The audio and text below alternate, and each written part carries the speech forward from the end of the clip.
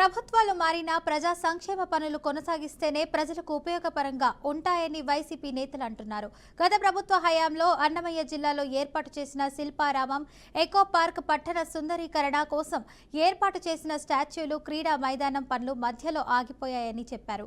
దీంతో ప్రజాధనం కోట్లాది రూపాయలు నిర్వీర్యం అవుతుందని, ఆ పనులను కొనసాగిస్తే ప్రజాధనం నిర్వీర్యం కాకుండా ఉంటుందని వైసీపీ నేతలు అంటున్నారు. కూటమి ప్రభుత్వం నిర్లక్ష్యం చేయకుండా ఆయా పనులను పూర్తి చేయాలని వైసీపీ నేతలు డిమాండ్ చేస్తున్నారు. ఇక ఇందుకు సంబంధించి మరింత సమాచారం మా ప్రతినిధి మునయ్య అయితే అందిస్తారు.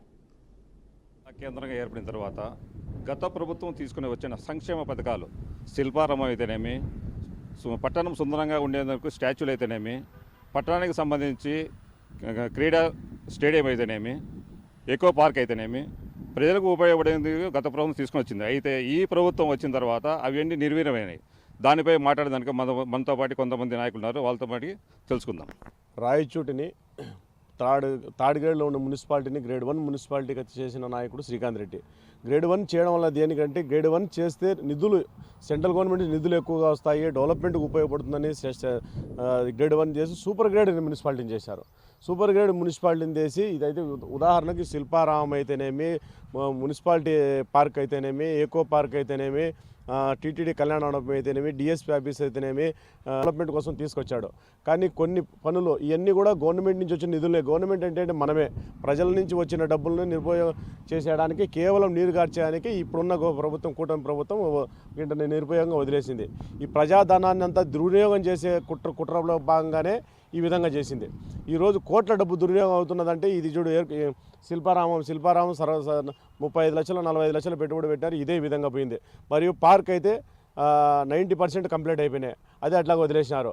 కూడలి సుందరీకరణ అని రాయచోటి డెవలప్మెంట్ విషయంలో బాగా కనపడాలని కూడలి సుందరీకరణ చేసి 5 కూడలి సుందరీకరణ చేస్తే 5 సుందరీకరణలు కనీసం అన్నీ కంప్లీట్ అయిపోయినా కూడా వాటి మీద ముసుగు తీసి ప్రజలకు అంకితం చేయాల్సిన కూటమి ప్రభుత్వం నాయకులు చేయడం లేదు.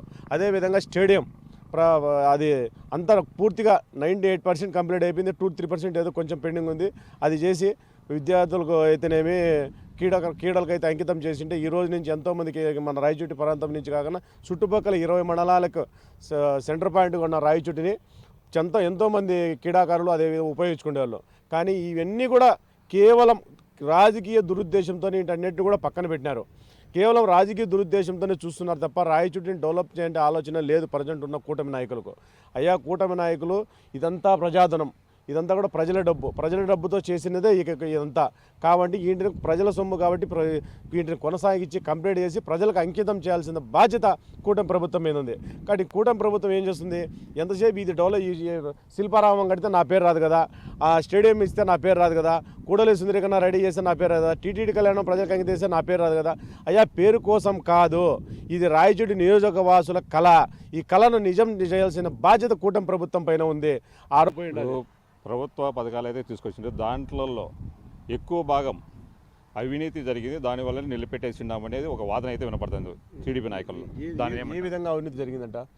ఎక్కడైనా అవినీతి జరిగింటే దానికి మేమంతా కూడా సిద్ధం, మా ప్రజానాయకులంతా సిద్ధం. మీరు కేవలం కూటమి నాయకులు అవినీతి అనేది ఒక అస్త్రంగా తీసుకొచ్చి అవినీతి అని మాత్రం చెప్తాను. శిల్పారామంలో ఏం అభివృద్ధి జరిగింది? నిరుపయోగం నిలబడింది. దీన్ని కంప్లీట్ చేసి ప్రజలకు అంకితం చేయండి. టీటీడీ కళ్యాణంలో ఏం అభివృద్ధి జరిగింది?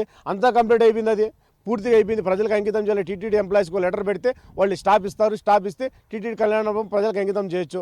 అక్కడ పెళ్లిళ్ళు చేసుకోవచ్చు, పేదవాళ్ళు బీద బిక్కి అందరూ కూడా పెళ్లిళ్ళు చేసుకోవచ్చు. మరియు ఎకో పార్క్ పూర్తిగా 98% కంప్లీట్ అయింది. ఏం దుర్వినియోగం అయింది? అక్కడ ఏమీ లేదు కదా. కూడలి సుందరీకరణ పూర్తి అయిపోయినాయి, అన్ని కూడలు కంప్లీట్ అయిపోయినాయి.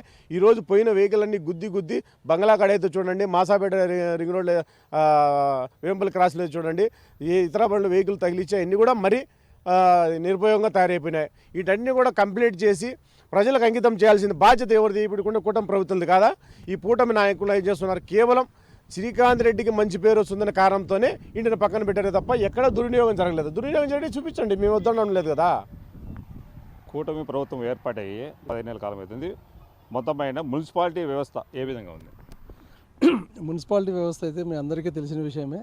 మున్సిపాలిటీలో ముందుకు ఇప్పటికీ చూస్తేనా, ముందు కాలువలు ఎత్తడం అయితేనేముంది, చెత్తలు తోయడం అయితేనేముంది, చెత్త కలెక్షన్ చేయడం అయితే ఏముంది, వాటర్ వదలడం అయితేనేముంది, 4 రోజులకు ఒకసారి వాటర్ వచ్చేటి. ఈరోజు పరిస్థితి ఏంటి? 15 రోజులకు, 10 రోజులకు, 20 రోజులకు ఒకసారి నీళ్ళు వచ్చే పరిస్థితి అయిపోయింది. ఎవరిని అడగాలని కూడా తెలియని పరిస్థితి, ఎవరికి చెప్పినా రెస్పాండ్ కారు. జనాలు అయితే మరీ చాలా ఇబ్బంది పడుతున్నారు. ఆ చెత్త బండ్లు లేనందువల్ల ఆ చెత్త అంతా తీసుకొచ్చి కాలువల్లో వేస్తున్నారు, లేదంటే వీధులలో ఎక్కడ చూసినా చెత్తలు ఉంటాయి. మీరు పోయి చూస్తే కూడా అర్థమవుతుంది మీకు. మొత్తము మున్సిపాలిటీ మొత్తం కూడా చెత్తతో నిండిపోయి ఉన్నది. అన్ని వీధులు కూడా 5 రోజులకు 6 రోజులకు ఒకసారి ట్రాక్టర్ వస్తుంది.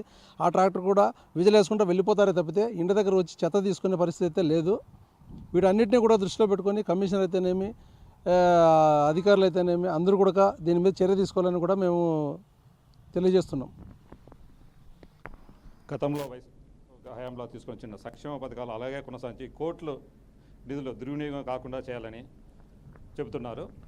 కెమెరామెన్ చారీతో మునయ్య, బీఆర్కే న్యూస్, అన్నమయ్య జిల్లా.